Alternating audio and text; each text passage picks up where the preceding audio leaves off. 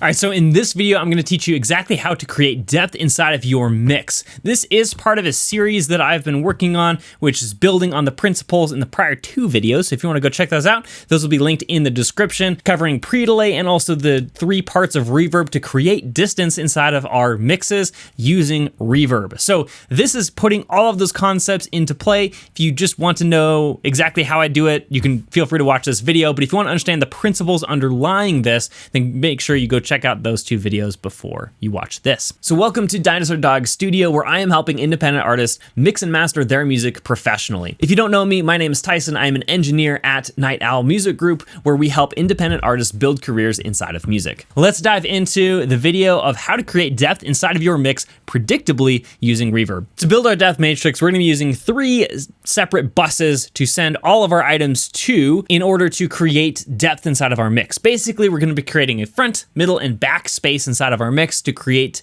the sense of depth with items that are close to us, middle, far away, and then also really far away from us. So let's start by adding and creating those 3 buses. So what I've done is I've gone through and I've selected all the individual tracks inside of my mix to be able to send to one of those 3 buses. I did not select any of the actual buses, just the individual tracks. So here we go. We're gonna create our first bus, which is gonna be bus 21, bus 22, and bus 23. All right, and so I'm gonna send all of my items to the very first bus. If you don't know that shortcut, by the way, it's really handy. It's just, you hit the Option key, and then it'll automatically snap it to 0. It works for faders as well. Anything in your DAW in Logic, if you're using Logic, it's an awesome tool. Anyway, so let's dive over to our first bus, right? All of our items are going to this particular bus. Don't forget to send these buses back to your mix bus if you have that set up already. So, and we're gonna add a reverb to this. It does matter what reverb we use in this scenario because this is not meant to be an effect. So separate your mind from washy reverb. That's not our goal here. Washy reverb is an effect. Feel free to use that in your items on your mix in addition to this depth matrix, but it is not intended to be an effect, okay? I wanna make sure that's clear.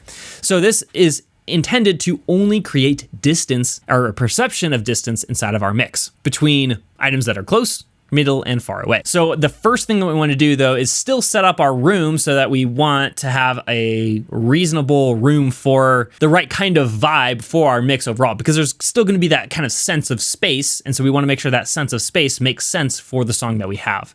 In this case, I'm just gonna use a large room. I'm thinking like this is gonna be more along the lines of a club or a live show than it is going to be comparatively to a like concert hall, right? I'm not going for a huge space, just a reasonably large one. So maybe let's not use a large room. Let's go big room. There we go. It's not that much different, but okay. So the first thing I'm gonna do is move my decay down. I like to use a quarter to a half note depending on the vibe. Let's take a listen and see what that sounds like right now.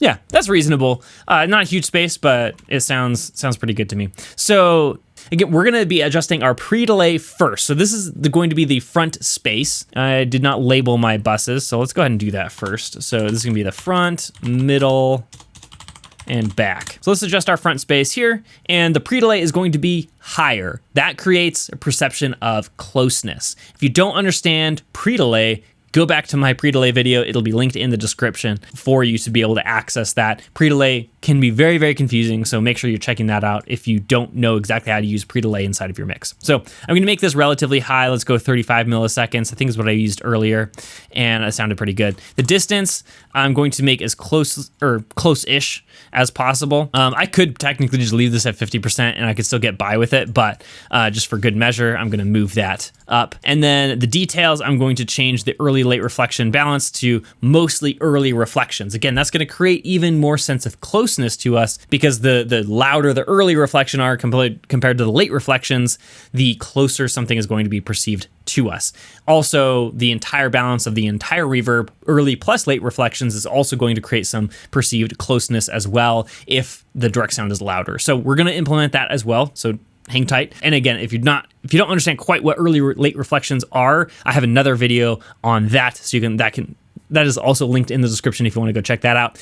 But at the end of the day, all we're doing is adjusting the pre-delay to be higher, the distance to be closer, and the early late reflection to be leaning towards the early reflections than the late reflections to be able to create a sense of closeness. So if you just want to follow this exactly, this will create some depth in your mix as well.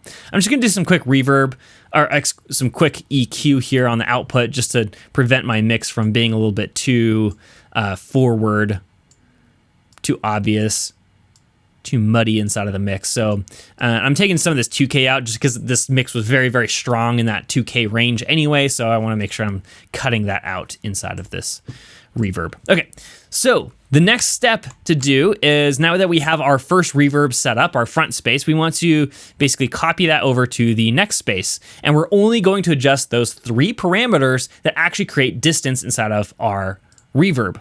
So we're going to change this pre-delay back down to, let's just say 14 milliseconds. The distance will be 50%. And then our early late reflection, let's just move that to 70-30. That should create a nice middle space for us. And then again, we're just going to copy that again to the back space. This is the back bus. And again, pre-delay is, let's move it down all the way down to 0. Distance to 90%, and then early late reflection, we'll do 40-60. So it's going to be mostly late reflections comparatively to early, but we still have some of those early reflections in there to represent how far away that bus is. So now we have everything set up. Now we need to decide what items go where inside of this mix. One argument that I have heard against this technique is you should never send your bass and your kick to a reverb.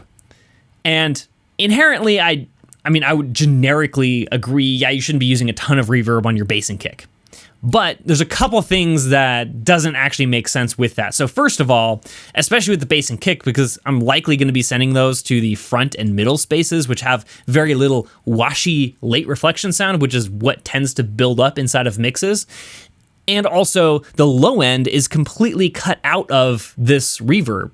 There's hardly any low end information allowed out because my EQ has shaved all of that stuff off. So it's very safe actually to add this reverb to your kick and your bass. So just as a FYI, feel free to add it to your kick and bass. It's not going to ruin your mix. And I've also done this and gotten paid hundreds of dollars to mix people's songs using this technique. And so nobody's ever complained about it to me. Let's dive in and actually start adding this to our items. My objective here is to add just a few items to the front, most of everything in the middle, and then just a few items in the back space. So that is the goal. So we're going to be very selective in terms of what we're sending to the back and front spaces, basically. Is going to be in the front. The snare is going to be in the front. I want those to be nice front and center. And then the toms will be in the middle. I think the rest of everything else here is going to be in the middle. So as overheads, toms, hats, all that stuff is going to be in the middle. Basses are going to be in the middle. Guitars can be pretty much all in the middle, except for, I think this clean guitar. Let's move that to the back. I think that'll be a good vibe. Yeah, let's move that to the back. And everything else is looking good. Let's do the electric guitars. Those are all going to be in the center as well. Piano, let's send that piano to the back. It's going to be cool in the back there. What are these synths doing?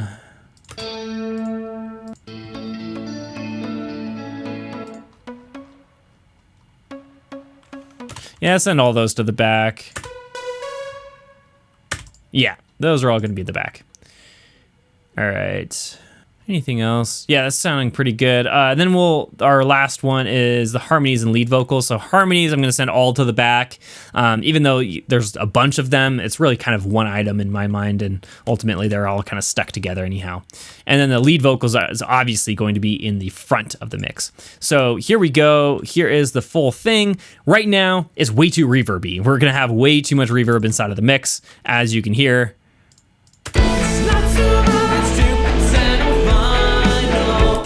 Obviously, way too much stuff going on there. But what we're going to do is now back off these reverbs in the order of distance. So essentially, we want the front reverb. I usually end up somewhere around -16, so I'm just going to set it at -16 and call that good for now. This will be -13 and then -10. So again, I'm using my rule of 3. If you don't know my rule of 3, I have some other YouTube videos about that as well. But basically the premise is that the front reverb should be quieter than the middle, which should be quieter than the back. That's the basic premise that we're working with, okay? So because the louder that reverb is, overall, the further away that's going to be. So the louder the reverb, the further away it's going to be. So if we want to make something close, we're going to make that reverb quieter. So that's essentially what we're doing here. So I'm going to play this without any of this, and then I'm going to add it in so you can tell that sense of depth is just added to the mix once these reverbs are added. Also, you won't be able to tell very much in terms of the actual washy sound of the reverb. Again, that wasn't the goal of this matrix. The goal of the matrix is to create a sense of depth.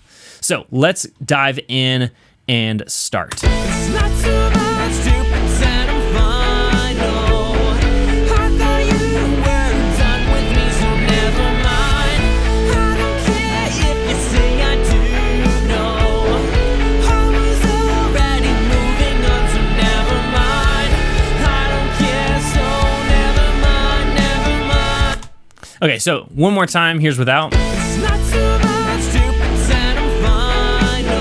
I thought you were done with me, so never mind. I don't care if you say I do, no. All right, so as you'll have noticed in the A/B test, the actual sense of depth was pretty subtle in terms of you didn't hear all of the reverb washy sound, which again was not really the point of this. If you want a actual reverb sound, the washy sound, use a separate reverb, use the same reverb, but just, dial it in differently, or do whatever you want creatively inside of your mix. This was intended to create a sense of space in the mix. It's also using the same exact space in terms of the quality of the space, and so it's creating the sense of glue, but also separation between the various items in the mix. So this is an incredibly powerful technique to both add glue, but also separation at the same time inside of your mix. The crazy stuff actually is happening here. And so again, if you want to understand the principles underlying this technique, then make sure you're checking out the other 2 videos. They're linked in the description about reverb, and I break down exactly what the early late reflection balances are, what pre-delay is, and how all of those relate to one another to create this sense of depth inside of your mix. So you use reverb correctly in your mix, and so you're not accidentally sending something way in the back of your mix that you didn't really intend to, and you're not bringing something forward that you intended to be in the back of your mix. Thanks for watching this video, and I will catch you in the next one.